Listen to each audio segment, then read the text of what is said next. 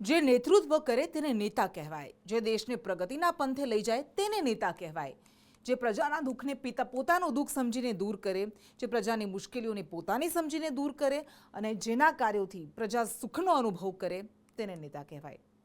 પણ આજકાલના નેતાઓ પોતાને માલિક અને પ્રજાને સેવક સમજી રહ્યા છે. તેમના માટે પોતાની જ સુખ સુવિધા મહત્વની છે, પછી તે ભલે પ્રજાના ખભા પર જ બેસીને કેમ ન મળે. કોણ જાણે કયા ગુમાનમાં ફરે છે. સેવક થઈને તે માલિકના રોફમાં ફરે છે. નથી દેખાતી પ્રજાની તકલીફો એને, એ તો પોતાની જ મસ્તીમાં ફરે છે. ભારે વરસાદને કારણે ખાડીના પૂર સુરતમાં ફરી વળ્યા. અત્ર તત્ર સર્વત્ર જળબંબાકાર થઈ ગયો.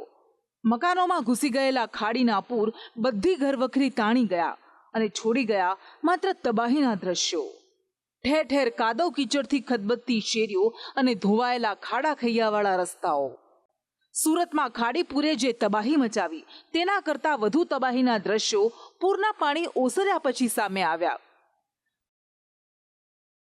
પ્રજા જ્યારે કેડસમાં પાણીમાં ડૂબેલી હતી ત્યારે કોઈ નેતા પ્રજાની દરકાર લેવા ન આવ્યા, પણ જ્યારે પૂરના પાણી ઓસર્યા ત્યારે નેતાઓ અને સુરત મહાનગરપાલિકાના સત્તાધીશો પરિસ્થિતિનો તાગ કાઢવા માટે આવી પહોંચ્યા.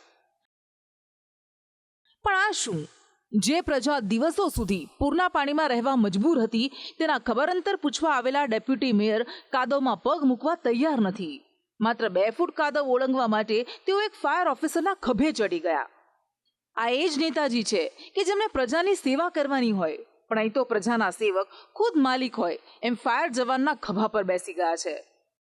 જે ફાયર ઓફિસરના ખભા પર બેસીને ડેપ્યુટી મેયરની સવારી નીકળી હતી તે ફાયર ઓફિસરે જણાવ્યું કે કાદવ વધારે હતો અને સાહેબનો પગ લપસી ન જાય તે માટે તેઓ ખભે બેસી ગયા હતા. હવે એમને પગમાં પ્રોબ્લેમ હતો અને થોડો કાદવ કીચડ હતો એટલે કદાચ વધારે નુકસાન થાય એ રીતે બેસી ગયેલા હતા અને થોડું ખાલી 2 થી 3 ફૂટ જ એમના પગ મૂકી દીધા હતા. સવાલ એ થાય કે ડેપ્યુટી મેયર સાચે જ પ્રજાના હાલચાલ પૂછવા આવ્યા હતા કે પછી પોતાની સેવા કરાવવા માટે? પોતાની જ મસ્તીમાં મસ્ત ડેપ્યુટી મેયરને જોઈને તકલીફોમાં ત્રસ્ત લોકોનો રોષ 7મા આસમાને પહોંચી ગયો.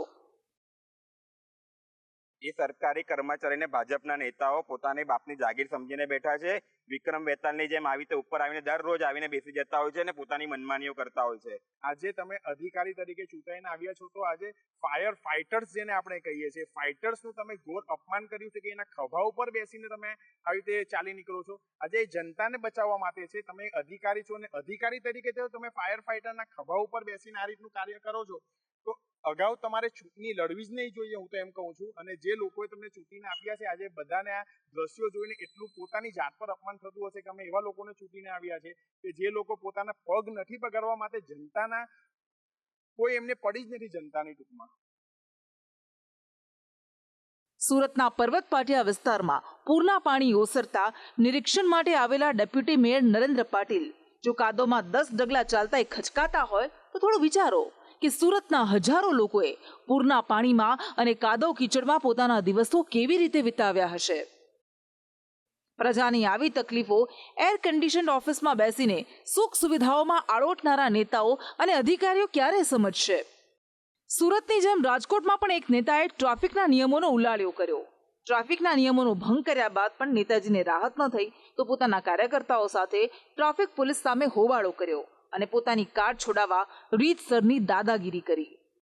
રાજકોટમાં વોર્ડ નંબર 2 યુવા ભાજપનો ઉપપ્રમુખ ભાજપ શહેર ઉપાધ્યક્ષની કાળા કાચવાળી કાર લઈને નીકળ્યો હતો ત્યારે ટ્રાફિક પોલીસે ટ્રાફિકના નિયમોના ઉલ્લંઘન બદલ કારને ડિટેઇન કરી હતી. ત્યારે પોતાના નેતાની કાર છોડાવવા માટે બક્ષીપંચ મોરચાના પ્રમુખ સહિતના ભાજપના કાર્યકર્તાઓ આવી પહોંચ્યા અને ટ્રાફિક પોલીસ પર કાર છોડવા માટે દબાણ કર્યું હતું.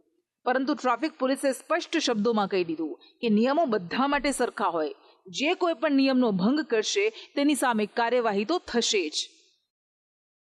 પોલીસ પર રાખે તો પોલીસના કેસો કરીએ છીએ અમે, આમ જનતા રાખે તો એના પણ કેસ કરીએ. અમારા માટે ગુનો કરનાર છે ને એ મહત્વનો છે, કોણ છે એ મહત્વનો નથી. તો અમે કાળા કાચવાળી ગાડી હોય તો અમે તરત ને તરત એના કેસો કરી દઈએ. નેતાઓની દાદાગીરી સામે જ્યારે જનતાએ માછલા ધોયા ત્યારે રાજકોટ પશ્ચિમના ધારાસભ્ય દર્શિતા શાહે પ્રતિક્રિયા આપીને ટ્રાફિક પોલીસની કામગીરીની સરાહના કરી. પોલીસે જે કામગીરી કરી છે પોલીસની કામગીરી ખૂબ સરાહનીય છે. બંને કાર્યકર્તાઓને સમજાવી દેવામાં આવ્યા છે બંને કાર્યકર્તાઓ જે કાંઈ પણ પોલીસ દ્વારા દંડની રકમ છે એ પણ ભરી દેશે. અત્યારે એમની ઓરિજિનલ આરસી બુક પણ પોલીસના કબજા હેઠળ છે અને ત્યારે જ પોલીસ એમને પાછી આપશે જ્યારે એ સંપૂર્ણ દંડની રકમ ભરી આપશે. કાયદાની નજરે તો બધા સરખા હોય છે, પછી ભલે તે રાજા હોય કે રંક. પણ આપણા દેશમાં કેટલાક નેતાઓ એવા પણ છે કે જેઓ પોતાને કાયદાથી પણ પર સમજે છે. તેમણે સમજવું પડશે કે આ દેશ લોકશાહીમાં માનનારો દેશ છે અને લોકશાહીમાં લોકો જ પ્રધાન હોય છે અને બની બેઠેલા નેતાઓ લોકોના સેવક હોય છે. પણ કેટલાક નેતાઓ પોતાને માલિક સમજીને બેઠા છે અને પ્રજાને ફક્ત સત્તા મેળવવાનું સાધન માની બેઠા છે.